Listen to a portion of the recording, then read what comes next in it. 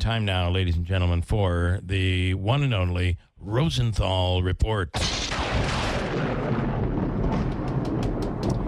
Unfortunately, Jeremy, Andrew's no longer with us and can't do all of the human sound effects that he would add to your Rosenthal Report. Oh, now you got a singer. It was a little off key, but I'll work on it. I'll workshop it. Good morning, Jeremy. Good morning.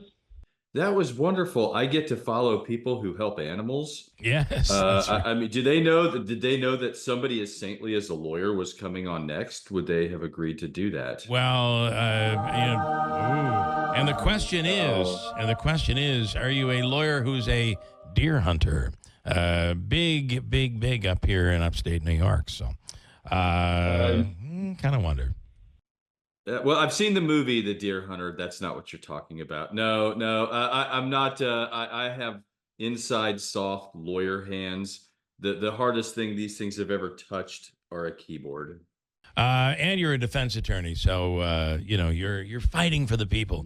That's right. 3 topics. This first one is just a mind blower, but it is really, I think, a problem we have definitely here and probably across the country, and it's a mental illness issue. Topic 1, prosecutors say a man charged with threatening to shoot up a synagogue in New York City believed that he was actually reincarnated as Hitler. Mm-hmm. Okay, very tragic story. Very, I mean, look, and kind of a story of I don't hate to call it triumph, but I mean, look, we got a guy who's posting things on X. Yeah, he's posting these anti-Semitic threats that he's going to come and shoot up a synagogue in New York City. And in the 21st century, the authorities are going to listen to that online. Yeah. And even if you have no followers, even if you think you're in your own little echo chamber, somebody's listening to these things. There are algorithms for these things. I've seen them in some of my cases where you think that you're messaging a handful of friends and you didn't know that an FBI agent or somebody like that was listening, and they are. Yeah. So they're able to track this guy from Utah to New York. They get him before he gets anywhere near the synagogue. Now, he's not armed when they get there, so we don't know if this guy really thought this thing through or planned it through. I mean, he's not able to keep it together enough not to post his intentions on X. It's kind of one of those James Bond villain, ultimate screw ups, right? Like, we're going to tell you all of our plans, and then, now you're going to ruin them. Okay. So this guy there's obviously a screw loose. There's obviously something wrong. He was discharged from the military for psychological reasons. So yes, you're correct. It is both a psychological case, a mental health case, as it is a 21st century. How do you track somebody like this case? Yeah. So there's a lot of different issues here. And I think we see more and more of this mental health stuff, and especially the city the size of New York, where a lot of these crimes that are going on are, when you trace them back, it goes back to mental health. Topic 2, 3 men charged with selling U.S. Army secrets to China. I think we have very little tolerance for people who actually do this, but hey, everybody's innocent until proven guilty. What's this one? These are sort of low-level Army officers and low-level folks that are not taking. I mean, like, for me and you, like $10,000 or $15,000. I mean, I don't know about you. I lose that in the backseat of the cab on the way to the airport, right? I mean, I can shake my sofa and find that they're not getting paid a whole lot of money, and the systems that they're sort of giving secrets to are. The secrets were involving a rocket system called HIMARS, HIMARS, and I say that so you can nerd out on it on YouTube for an hour, 2 hours, or 3 hours. The Chinese just needed to watch YouTube. I can tell you how these things can go and what their range is and what their effectiveness is. We gave these to the Ukrainians.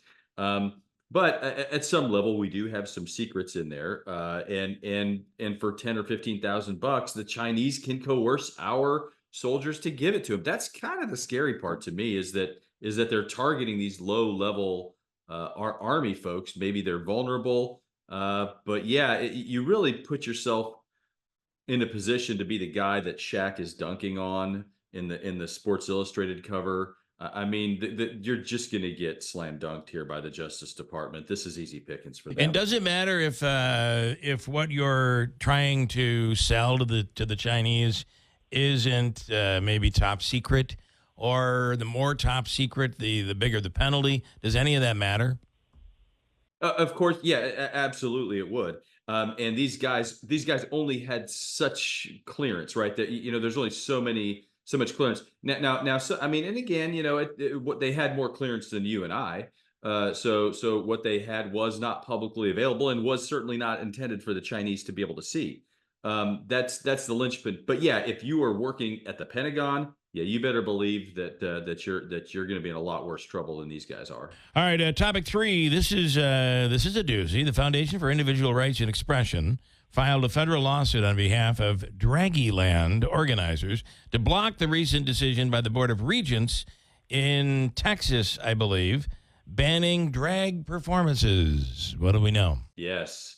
At Texas A&M University in 2020, they started a show called Draggieland, a drag show that goes on their public theater stage, the same stage that Beto O'Rourke goes on, the same stage that Ben Shapiro goes on, the same stage where they had the play Chicago, which, if you're into fun and singing and dancing, great line from that play, by the way. Richard Gere from the movie said, "I didn't ask you if you were innocent or guilty. Or any of these things. If she was an orphan, I asked if you had $5,000. The best criminal defense line ever. That's Yeah. my life.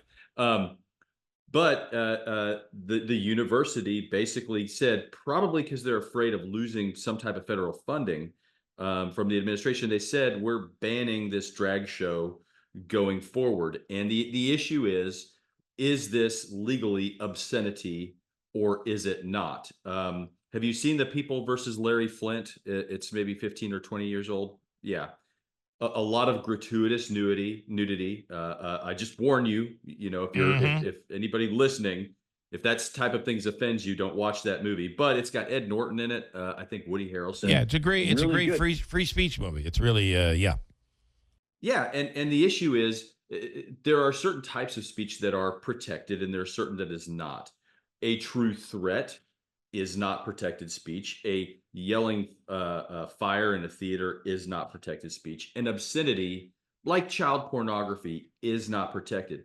And that's the question: is does a drag show rise to that level of obscenity? And that's what this fight's going to be about. But it's an interesting First Amendment one. And anytime Aggies are suing other Aggies, Yeah. I love it. So there's that. Well, I got to tell you, it becomes complicated based on some things that are accepted, i.e., the movie Tootsie, or what was that movie with Some Like It Hot or something. There are several movies out there that are Yeah. Well, drag has been a people- performance that has been around for centuries. been around for a little while, so it's going to be very interesting to see. But we must protect the children. We must protect the children. Jeremy, as always, we appreciate your time. Thank you so much.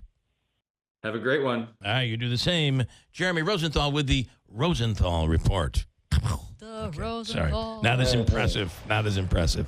All right. It is every bit as delightful. Every bit. Have a great morning. You have a wonderful morning, a great week. Thanks so much.